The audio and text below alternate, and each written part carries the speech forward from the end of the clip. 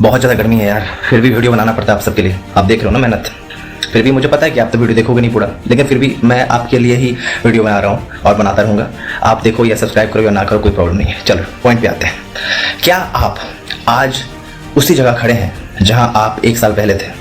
अगर हाँ तो ज़रा ठहरिए, सोचिए क्या बदला।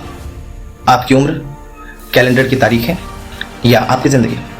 सच यह है कि आज से ठीक 365 दिन बाद आपकी ज़िंदगी कैसी दिखेगी, इसका फैसला किसी चमत्कार से नहीं बल्कि आज आपके द्वारा चुने गए एक छोटे से फैसले से होगा। अब सवाल यह है कि आज आप क्या चुन रहे हैं?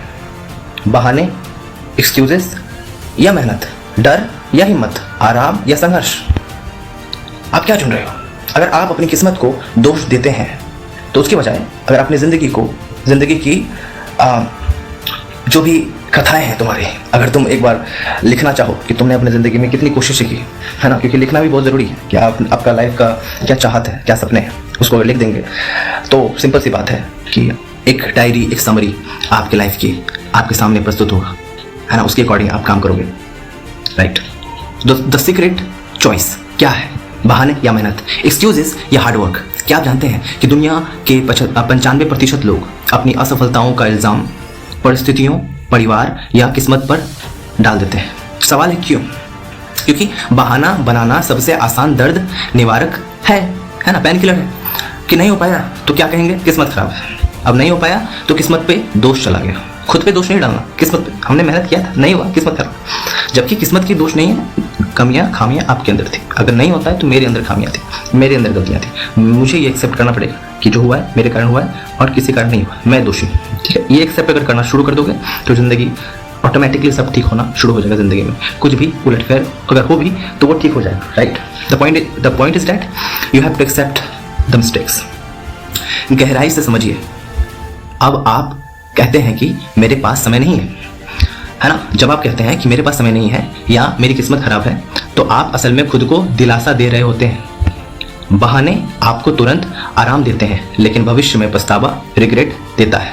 हमेशा ही भविष्य में जो है वो तमाम बातें आपको पछतावा ही देता है, आपको रिग्रेट ही देता है ना, कि मैं किस्मत को खराब कहा, है ना, मेरे पास समय नहीं था, मैं इन तमाम चीज़ों को लेके बहुत ज़्यादा ही ऑब्सेसिव रहा, बहुत ज़्यादा पॉजेसिव रहा और मैंने अपने आप के ऊपर जो मेरे अंदर जो खामियां हैं, मेरे अंदर जो गलतियां हैं उसके ऊपर काम करने के बजाय मैं अपने बहानों पे, मैं अपने किस्मत पे, मैं अपने समय ना होने के जो बहाने होते हैं, है ना, इस पे हम नीपापोती करना शुरू कर दिए और इसी का पछतावा होना शुरू हो गया कि हमें अपनी खामियों पर काम करना चाहिए था लेकिन मैं किस्मत के ऊपर अटक के रह गया। सबसे बड़ा प्रॉब्लम यही है आज की जनरेशन के लिए। अगर मैं कहूँ तो देर रात तक रील्स स्क्रॉल करना आसान है लेकिन सुबह 5 बजे उठकर अपने स्किल्स के ऊपर काम करना बहुत मुश्किल है। अगर आप आज आराम चुनेंगे, अपनी आराम को चुनेंगे, मतलब कि अपने कंफर्टनेस को चुनेंगे और आपके जो कंफर्टनेस है वो पूरी तरीके से आपको डैमेज कर रही है, आपको पता भी नहीं चल रहा, तो कल आपकी पूरी जिंदगी संघर्ष में बीतेगा। सिंपल सी बात है कि अगर आज आप काम नहीं करोगे, जैसे मैं काम कर रहा हूँ, मैं कंटिन्यूसली वीडियोस बना रहा हूँ, है ना, पसीने में लथपथ होकर, मुझे फर्क नहीं पड़ता,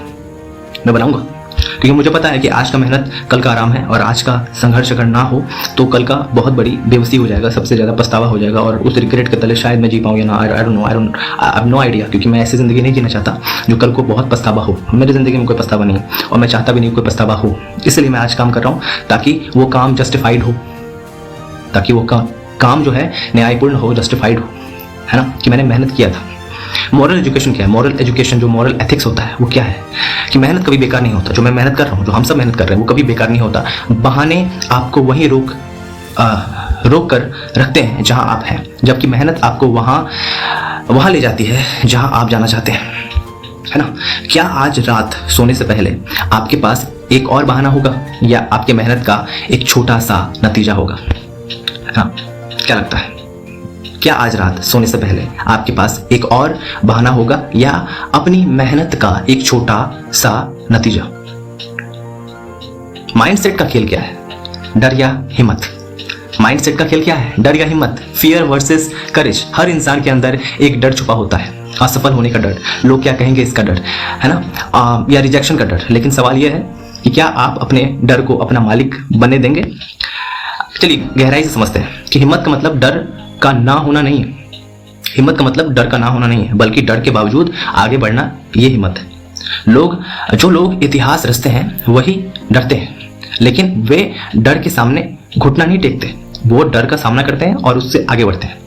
ब्रेकअप का दर्द, जो ब्रेकअप का दर्द होता है ना, किसी कॉम्पिटिटिव एग्जाम में फेल होने का तकलीफ, या कैरियर को लेके डिप्रेशन, आज की जो युवा पीढ़ी है, जो जनरेशन है आज का, बहुत जल्दी टूट जाती है। याद रखिए, असफलता आपकी पहचान नहीं है, यह सिर्फ एक अनुभव है जो आपको मजबूत बनाता है। फेल्योर इज अ फीडबैक, है ना, उसको सुधारा जा सकता है, right. So what's the moral education what we take from it? जब आप अपने डर का सामना करते हैं तो डर छोटा हो जाता है और आपकी किस्मत बड़ी हो जाती है। सोचिए, अगर असफलता पूरी तरह खत्म हो जाए तो आज आप क्या नया शुरू करेंगे? कभी सोचिए। कंफर्ट जोन का जाल, कहते हैं ना, जो कंफर्ट जोन होता है ना, वो सबसे ज़्यादा ब्यूटीफुल जेल होता है। एक सुंदर जेल कहते हैं ना, वो होता है कंफर्ट जोन। सुविधाओं का लालच सबसे ज़्यादा, बेरहमी बहुत ज़्यादा, मतलब कि क्या कहूँ मैं, comfort zone is just like a beautiful prison. आराम या संघर्ष, comfortable life versus struggle. Comfortable versus struggle कहने का मतलब, कंफर्टनेस अगर चाहिए, कंफर्टेबल लाइफ अगर चाहिए, तो पहले डिस्कंफर्टनेस के साथ गुजरना पड़ेगा। अगर डिस्कंफर्ट जोन आपकी ज़िंदगी में है तो सिंपल सी बात है, वो कंफर्ट जोन आएगा, लेकिन पहले डिस्कंफर्ट जोन को पार करना पड़ेगा।